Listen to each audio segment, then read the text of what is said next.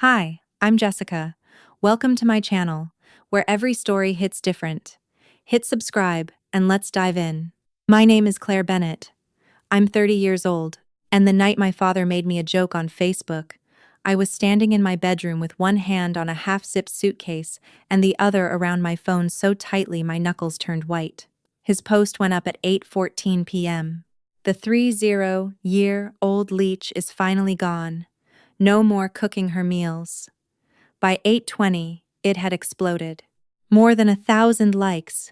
Laughing reactions from neighbors I'd known since middle school, a comment about how I cried at 25 when McDonald's did not hire me, a side-by-side photo of my room before and after they ripped everything out, a caption about turning my pigsty into a cave for a real adult.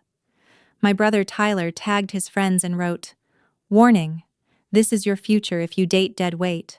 32 comments, every one of them trying to make me small enough to fit inside the version of me they had been selling for years. I read each one slowly, and then I did something that confused all of them later. I did not argue. I did not cry in the comments. I did not beg them to take it down. I screenshotted every post, every caption, every tag, every laughing emoji. Then, I liked each one. After that, I sealed my last box, carried it past the kitchen where nobody bothered to look ashamed, and walked out with a smile they mistook for weakness. What none of them understood was that I had spent years learning how people expose themselves when they think you have no power. Once people show you exactly who they are in public, you never have to guess again. The funniest part was that my family truly believed their own story about me. They had repeated it so long it had hardened into family folklore. Claire sleeps late, stares at screens all night, does not have a real job, wastes her life in sweatshirts, barely leaves the house, contributes nothing, eats everybody else's food, acts too sensitive, and still thinks she deserves respect. What they never cared enough to ask was what I was actually doing in that room, with blackout curtains and 3 monitors glowing until dawn. I worked nights for a healthcare cybersecurity firm in Columbus, handling breach response for hospital systems across 3 states. When ransomware locked up an emergency department at 2 in the morning, my team was on the bridge call. When patient records were exposed, I traced intrusion points, documented timelines, talked nervous administrators through containment steps, and wrote reports precise enough to survive lawsuits. It paid well, better than anyone in my family imagined, but I kept my career quiet because silence was easier than explaining tech to people who had already decided I was a punchline. My father, Mark Bennett, ran a struggling motorcycle repair shop behind our house. My mother moved between part-time jobs and long stretches of resentment. Tyler treated adulthood like a prank somebody else would clean up.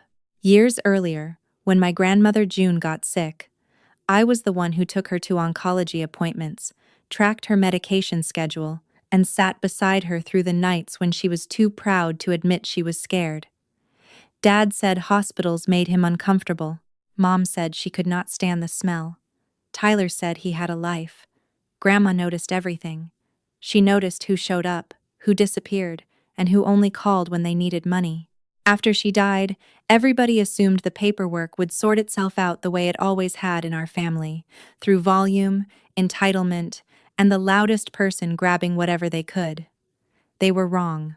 There were documents in a fireproof box with my name on them, and signatures nobody had bothered to respect because they never imagined paperwork could matter more than personality. I stayed in that house longer than I should have for one reason. I had promised Grandma June I would keep things stable until I could leave cleanly. So I covered mortgage gaps, insurance renewals, utility balances, tax reminders, and every quiet emergency that would have turned into public disaster if I had let it breathe for a week. I did it without applause, without gratitude, and eventually without love. By the time Dad made that post, I had already signed a lease for a converted brick loft 40 minutes away, hired movers, forwarded my mail, and decided that whatever happened next, I would not defend myself to people who needed me broken in order to feel bigger. They thought they were celebrating the eviction of a burden. In reality, they were cheering the exit of the person holding the floor up underneath them. I reached my new apartment just after midnight. It was on the third floor of an old hardware warehouse turned into lofts, with exposed brick, steel windows, and floors that creaked in honest ways instead of accusing ones. It was not glamorous, but it was mine. I put my keys on the counter, turned on the kitchen light, and stood there long enough to realize I had never lived in a place where quiet felt safe. No television blasting conspiracy videos. No sarcastic comments thrown from another room because I left a cup in the sink. No footsteps outside my bedroom door followed by, "You still in there?" I should have cried from relief. Instead, I opened Facebook again. Dad's post had climbed higher. Neighbors were tagging cousins. Former classmates were dropping in with fake concern dressed up as humor. A woman from church wrote, "Tough love works. Birds have to leave the nest eventually." Another added, "At least she is gone before 40. Tyler had created a second post, using an old photo of me in oversized pajamas, carrying groceries from the car.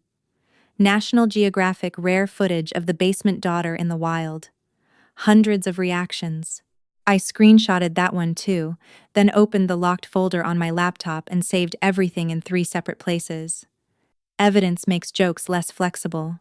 The next morning, while sunlight cut across bare walls I had not decorated yet, I made coffee and opened the spreadsheet I had maintained for almost 4 years. Every household account tied to my name or login credentials was listed there. The trust portal for the Bennett house, the water account, gas, internet, county tax reminders, the payment plan I had negotiated when Dad fell behind on business taxes, the insurance renewals for the shop, and the cheap fleet policy Tyler had begged me to set up and then forgotten existed, because forgetting things was one of his core talents. For years, those alerts made my stomach drop because I knew I would have to fix them before Dad noticed, before Mom spiraled, before Tyler swore he would handle it later and disappeared. That morning, I felt something colder than anger settle into place. Not movie revenge, just math. I was not going to sabotage anything illegally, and I did not need to. All I had to do was stop rescuing adults who had built their identities around humiliating the person saving them. So I changed passwords that belonged to me. I removed my bank account from every automatic draft.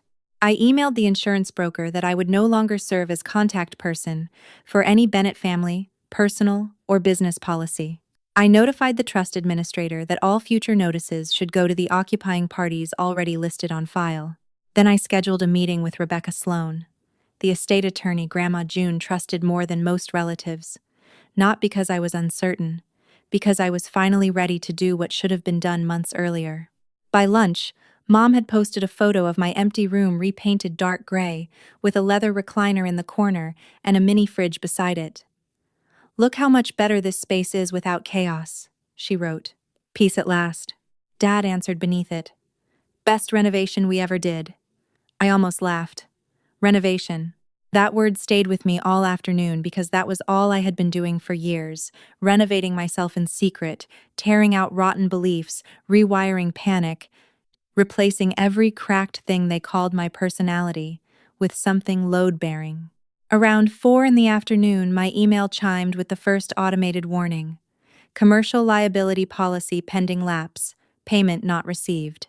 At 4:11, another alert arrived. Scheduled draft unsuccessful. Please update payment method. I leaned back and watched the screen. For the first time, there was no urgency in me at all. Only one clean question. If your family only values you when you are useful, what exactly are they mourning when you leave, the person or the labor?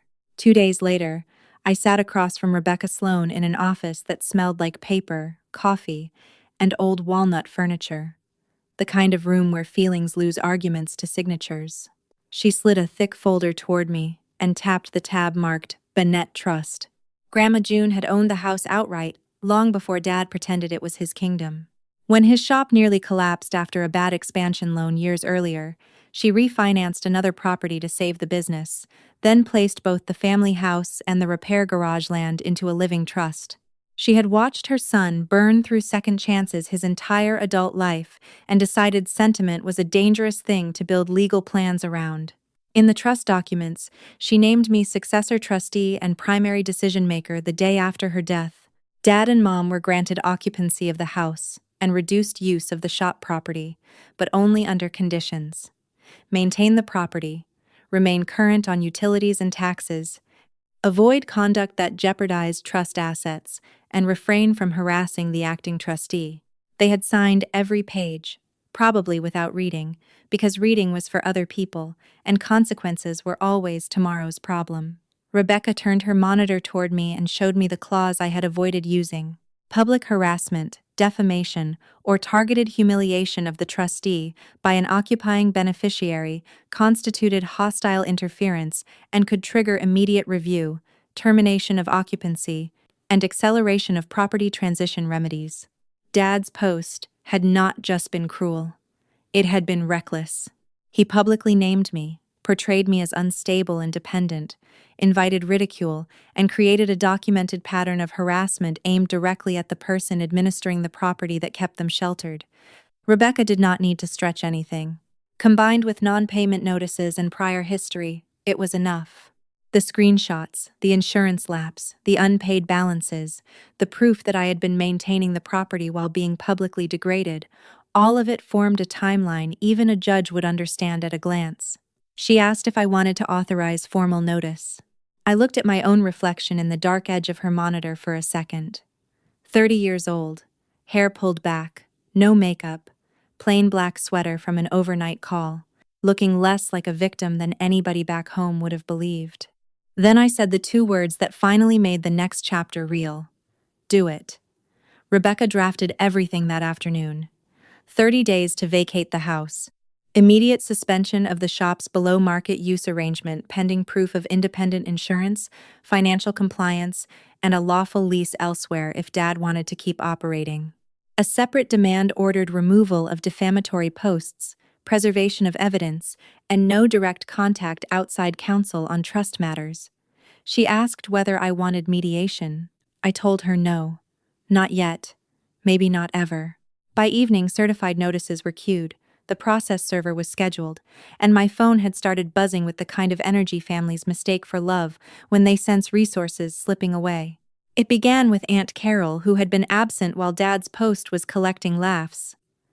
"Honey, call me back," she said. "Your dad is upset and your mother is confused." I did not return it. Tyler texted next. "What did you do?" Dad says some lawyer letter came. "If this is a joke, knock it off." Then another message. "You cannot kick us out of our own house." Their own house. That was the fantasy underneath every insult. The process server reached the property on Thursday morning, and within minutes my phone lit up. Dad called first, then Mom, then Tyler, then Aunt Carol, then all of them again. I let it ring while I joined a cybersecurity call for a hospital dealing with malware, which felt almost too symbolic to be real. Tyler's voicemail was all panic and anger. "Dad says the house is not ours. Mom is crying. Call me before I come over there." Mom followed with fragments. "We did not know. Your father was joking. How could you do this to family?" Funny how quickly my feelings became valid once they touched a property line. Dad's first voicemail sounded less furious than stunned. "Rebecca Sloan says the trust owns the house and the garage lot. That cannot be right. Your grandmother would never cut me out. There had been no mistake. Grandma had not cut him out. She had documented him accurately." At noon, Aunt Carol called from another number, and this time I answered. "Everybody is upset, sweetheart. Your father feels betrayed." I asked whether he felt betrayed when he posted me for strangers to laugh at. She hesitated, then said family says things and called the legal route extreme. I told her extreme was humiliating me publicly inside property I was legally protecting, and I ended the call. By late afternoon, town gossip had turned. People were suddenly asking why the useless daughter seemed connected to trust documents, insurance notices, and a lawyer. Dad deleted comments, then deleted Tyler's post, but it was too late. By dinner, I had dozens of missed calls. Mom kept insisting she did not mean it that way. Dad began demanding that we handle this privately, which is what controlling people say when public consequences finally feel unfair. At 9:14 that night, Mom left the message that finally made me laugh. Not because it was funny, but because it revealed everything. "Claire, please, we cannot lose the house. Your father says the shop is done if we lose that lot. Tyler says he cannot make his truck payment if the shop shuts down. You know we need you. Not we are sorry. Not we were cruel. Need. That was the first honest word any of them had used. I agreed to one meeting only because Rebecca said it would strengthen the record if I offered a final discussion in counsel's presence. We met the next Monday in her conference room instead of at the house. I refused to walk back into that place as a daughter expected to absorb emotion and clean up the mess. If they wanted access to me now, they could sit under fluorescent lights and face the version of me they had spent years pretending did not exist. Dad arrived first, angrier than dignified, wearing the same leather jacket he used whenever he needed to feel larger than his circumstances. Mom came in behind him with red-rimmed eyes and a tissue clenched in one hand. Tyler slouched in last, jaw tight, carrying the kind of hostility men use when fear makes them feel childish. Aunt Carol came too, because there is always one relative who believes every family collapse requires an audience. Rebecca was already seated when I entered.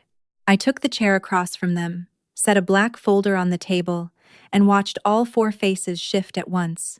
Surprise, discomfort, then the dawning realization that I was not there to be talked over. Dad began before anyone invited him. Whatever legal games you and Rebecca are playing, stop today. You embarrass this family. I almost admired the nerve. You posted me for public sport, I said. You invited people to laugh at me. You tagged my life, my room, my adulthood, and you called it celebration. Do not use the word embarrassed like you do not know where it started. Mom broke in with a trembling voice. We were upset. You just left. No, I said, and slid the first sheet from my folder toward them. I left after years of being used and insulted in the house I was legally maintaining for you. The first page was Dad's Facebook post. The second was Mom's before and after photo with her caption about peace at last. The third was Tyler's warning to anyone who might date dead weight. Then came the comments. I had highlighted the ugliest lines. I read them aloud, not theatrically, just clearly. Cruelty sounds different when you lift it off a screen and make people hear it in adult air. Aunt Carol tried to interrupt. Rebecca stopped her with one raised hand. Then I laid out the payment records, mortgage shortfalls I had covered, insurance renewals I had handled, tax notices I had resolved, utility arrears I had paid, shop permit reminders I had tracked, and the spreadsheet summary that translated 4 years of invisible labor into dates and numbers no one could argue with. Dad stared at the pages as if they were written in a language he had mocked and suddenly needed. Tyler went pale around the mouth. Mom kept whispering. I did not know, as if ignorance were a defense instead of a confession. Finally, Rebecca summarized the trust, the occupancy license, the revocation conditions, the harassment clause, the insurance lapse, the property transition options, and the timeline for vacating if no negotiated exit was reached. Dad tried bluster first. My mother would never do this. Rebecca slid a notarized amendment across the table in Grandma June's careful signature. She did, she said, specifically because she anticipated this exact pattern of behavior. He slumped back then. And for the first time in my life, I saw him without the shield of volume, just a man who had mistaken dependence for authority. Tyler looked at me with humiliation more than anger. So what? You have been secretly acting better than us this whole time. That question told me everything. In his mind, competence became arrogance, if it came from me. No, I said. I have been secretly preventing your life from collapsing while all of you called me useless. Mom grabbed the tissue box like it was a life raft. Families fight, Claire. You cannot destroy us over a Facebook post. I told her. I was not destroying them over a post. I was refusing to keep saving people who publicly degraded me. A long silence followed. Not empty, structural, the kind that arrives when truth finally outweighs performance. When Dad spoke again, his voice was lower. What do you want? Not how do we make this right? Not what did we do? Just the transactional bottom line. I had expected that. I want distance, I said. I want the property vacated on schedule. I want no more direct contact outside what the attorney permits. I want every copied post, comment, and repost removed. Not because erasing them changes anything, but because you do not get to keep using my humiliation as entertainment. I want you to understand that I am done funding your disrespect. Mom started sobbing for real.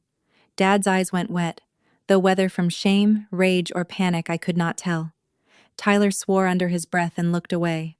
Aunt Carol finally spoke softly, the way people do when they realize the moral center of the story is not where they wanted it to be. Claire, are you really going to let this be the end? I thought about every dinner where I was the joke, every time my work hours were mocked, every time my room was treated like evidence of failure instead of a command center built around a career none of them respected because they could not see it. This is not the end, I said. This is the part where you all finally live inside the truth you created. Then I stood, took the spare house key from my wallet, and set it on the table in front of Dad. Grandma gave me that house to protect, I said. I did, just not in the way you expected. I left before any of them could turn tears into negotiation. In the hallway, my hands shook so hard I had to brace myself against the wall. Not because I regretted it, because some victories hurt on the way out. Walking away from strangers is easy. Walking away from people who trained you to think your pain was disloyal takes muscle. I had that muscle now. They just had not noticed me building it. The calls kept coming for 3 more days, then shifted from demands to bargaining. Mom sent old recipes and childhood photos, as if nostalgia could unlock the door she had helped close. Tyler called me cold, then asked through a cousin whether I would help them find another place. I let Rebecca handle every property conversation. The posts disappeared, but not before enough screenshots circulated that people in town quietly revised their opinions. 30 days later, the house was empty. The garage lot reverted fully to trust control, and I chose not to renew any Bennett family use arrangement. Dad moved the shop into a smaller bay on the edge of town. Mom and Dad took a cramped rental. Tyler moved in with a friend and finally discovered that landlords do not accept attitude as rent. I kept the house long enough to settle everything cleanly, then sold one unused parcel and used part of the proceeds to create a small emergency tech scholarship in Grandma June's name for adults rebuilding their lives. That felt more like justice than shouting ever could. A week after move-out, I walked through the old house one last time. My room, Dad's precious man cave, still smelled faintly like fresh paint and stale ego. I stood in the doorway and felt nothing that resembled loss, just clarity. Back at my loft, the first weekend after they were gone, I unpacked the last box I had been avoiding. It held old notebooks, a spare keyboard, Grandma June's recipe cards, and a framed photo of her sitting on her porch with the look she always wore when she knew more than she planned to say out loud. I put the photo on my windowsill, opened the blinds, and let morning light hit a life that finally belonged to me. I bought a real dining table instead of balancing meals beside my laptop. I replaced the chipped lamp I had dragged from house to house since college. I even got 2 plants from a grocery store, because the idea of keeping something small alive in a peaceful room felt like a kind of proof. The apartment stayed quiet, and for the first time, quiet did not feel like waiting for criticism. It felt like recovery. I still worked nights. I still kept blackout curtains. But now my odd hours were just part of my life, not evidence in someone else's argument about my worth. Some people think revenge is screaming louder. Sometimes, it is simply letting people experience life without access to the person they underestimated. 2 weeks after Dad let everyone mock me online, they were calling Nonstop because the fantasy had finally broken. He had believed public humiliation would freeze me in the role he needed, the dependent daughter, the family joke, the one who absorbed disrespect and kept the lights on. What he learned instead was the difference between someone who is weak and someone who has been patient. The real twist was never money, it was boundaries. Dad did not lose his safety net because I became cruel. He lost it because he mistook my restraint for permanent access. Mom did not cry because she suddenly understood my pain. She cried because the labor she treated like air had become visible. Tyler did not panic because he missed me. He panicked because adulthood finally arrived without a sister standing between him and the bill. I still work nights. I still keep blackout curtains. I still make coffee at strange hours. The difference is that now my quiet feels safe. Rebecca told me that people like my family survive by confusing access with love. Once you separate those two things, they have nothing left to bargain with. She was right. The hardest part was never the legal process. It was accepting that the version of family I kept trying to earn had never existed. There had only been a system built around my silence, and systems do not mourn you, they malfunction when you leave. If there is a lesson in my story, it is that respect is not optional just because the target shares your last name. If the people closest to you feel safest when you are diminished, then your growth will always look like betrayal to them. Let it. I would rather be the villain in their version than disappear in mine. In the end, this was not really a revenge story. It was the moment a daughter everyone underestimated stopped protecting the people who enjoyed watching her shrink. Once I did, the phones started ringing, the masks started slipping, and the truth finally had room to stand there quietly and let everybody else explain themselves.